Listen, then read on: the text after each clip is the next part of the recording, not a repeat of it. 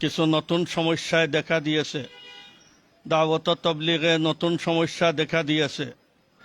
আমরা এতদিন পর্যন্ত আওয়ামী লীগ সরকারের পূর্বে আমাদের মাদ্রাসাগুলা স্বাধীনভাবে এলাকার জনসাধারণ আর উলামায়ে কেরাম পরিচালনা করছেন। আওয়ামী লীগ আসার পরে সব মসজিদ মাদ্রাসা দখলের ব্যবস্থা করছে। কারো ওয়াজ করা, খতমে বুখারীর মজলিস করতেও পারমিশন লাগছে। এখন আওয়ামী লীগ আপনার বাহির হয়ে গেছে, আওয়ামী লীগ নাই।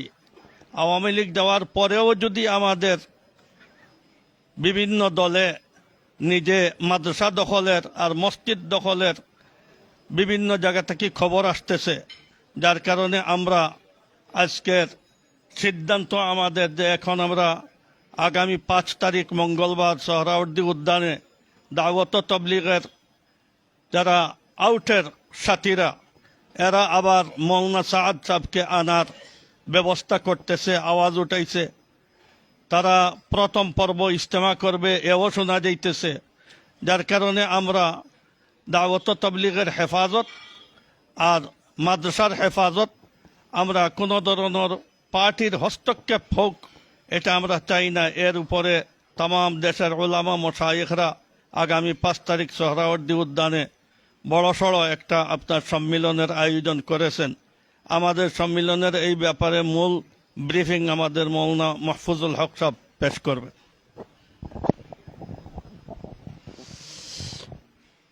আলহামদুলিল্লাহ,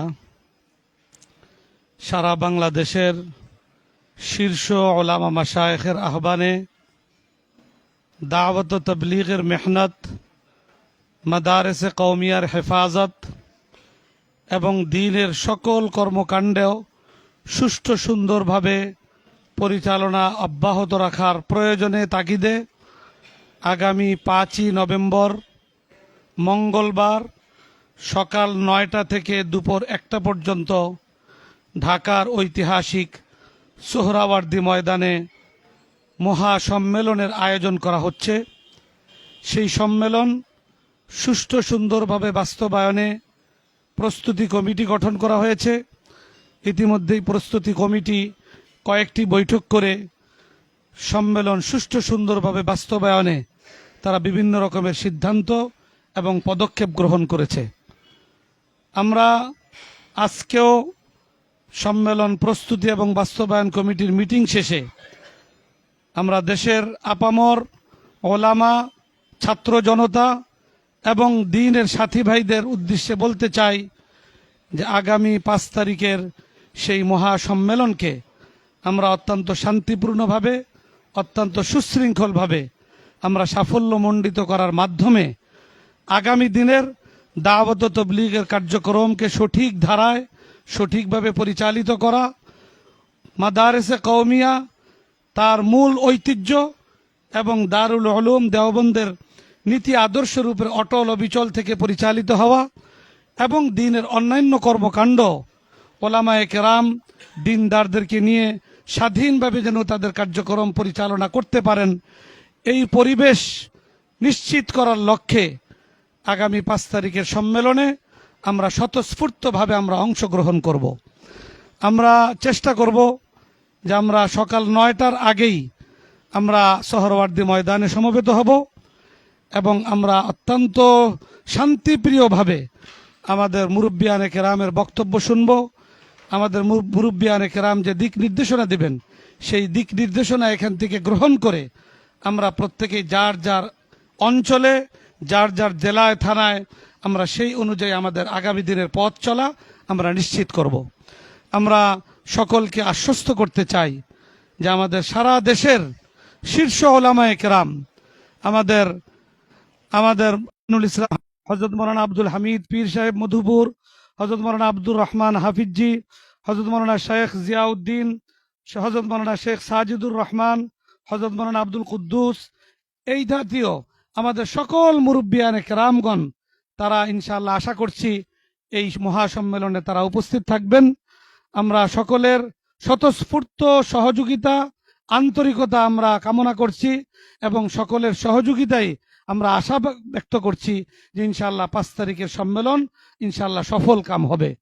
আমরা সকলের কাছে এখন থেকে এই 5 তারিখের মহাসম্মেলন সুষ্ঠু সুন্দরভাবে সম্পন্ন করার জন্য দোয়ার আয়োজনের উদাত্ত আহ্বান জানাচ্ছি এবং সম্মেলনে অংশগ্রহণের জন্য সকলকে আমরা উদাত্ত আহ্বান জানাচ্ছি।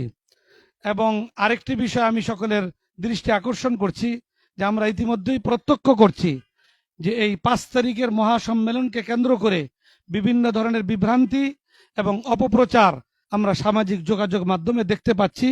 তা আমরা দৃঢ়তার সাথে বলছি যে আমরা এ ধরনের বিভ্রান্তি এবং অপপ্রচারের দ্বারা কেউ বিভ্রান্ত হব না। ইনশাআল্লাহ আমাদের মুরব্বিয়ানে কেরাম দৃঢ় প্রতিজ্ঞ যে অত্যন্ত শান্তিপূর্ণভাবে সুশৃঙ্খলভাবে আগামী 5 তারিখের এই মহাসম্মেলন তারা ইনশাআল্লাহ সফল করবেন। আল্লাহর সাহায্য এবং রহমত আমাদের শামেলে হাল থাকবে।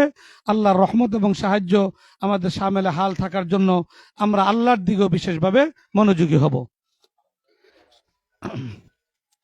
আমাদের এই মহাসম্মেলন আহ্বানে আমি ইতিপূর্বে যে সকল নাম উল্লেখ করলাম এর সাথে আরো যে সকল মুরব্বিয়ানে কেরামগণ থাকবেন আহ্বানে আছেন হযরত মাওলানা আবু তাহের নদভী পটিয়া, হযরত মাওলানা আরশাদ রহমানী, হযরত মাওলানা সালাউদ্দিন নানুপুরি, হযরত মাওলানা মুশতাক আহমদ খুলনা, হযরত মাওলানা আনোয়ারুল করিম, হযরত মাওলানা মুফতি মোহাম্মদ আলী, হযরত মাওলানা মুফতি মনসুরুল হক, হযরত মাওলানা মুফতি দিলাওয়ার হুসাইন, হযরত মাওলানা জাফর আহমদ ঢালকানগর, হযরত মাওলানা খালেদ সাইফুল্লাহ সাদি, হযরত মাওলানা জিয়াউদ্দিন নেত্রকোনা, হযরত মাওলানা আব্দুল হক, হযরত মাওলানা ইউনুস জুমাপাড়া রংপুর, হযরত মাওলানা নুরুল হক বটগ্রাম মাদ্রাসা কুমিল্লা, হযরত মাওলানা ওবায়দুর রহমান মাহবুব বরিশাল, মাওলানা আব্দুল হালিম, হযরত মাওলানা আনাস ভোলা, হযরত মাওলানা হেলাল উদ্দিন ফরিদপুর, হযরত মাওলানা নুরুল ইসলাম আদিব সাহেব ফেনী, হযরত মাওলানা ওবায়দুল্লাহ ফারুক সাহেব, আমি মাহফুজুল হক, হযরত মাওলানা নুরুল ইসলাম অলিপুরি,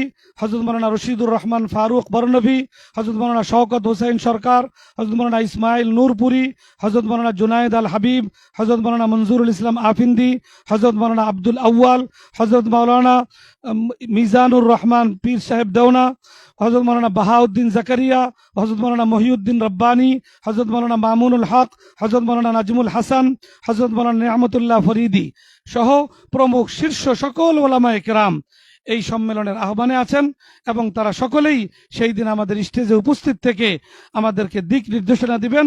আগামী দিনে আমরা তাদের দিক নির্দেশনা অনুযায়ী আমাদের দাওয়াত ও তাবলীগের মেহনত, মাদারিসে কওমিয়া এবং আমরা অন্যান্য দ্বীনি কর্মকাণ্ড আমরা ইনশাআল্লাহ আগামী দিনে আরো দৃঢ়তার সাথে এগিয়ে নিব। আল্লাহ রাব্বুল আলামিন আমাদের সহায় হন, আমাদেরকে তৌফিক দান করুন। বাস এখানে শেষ হলো আমাদের।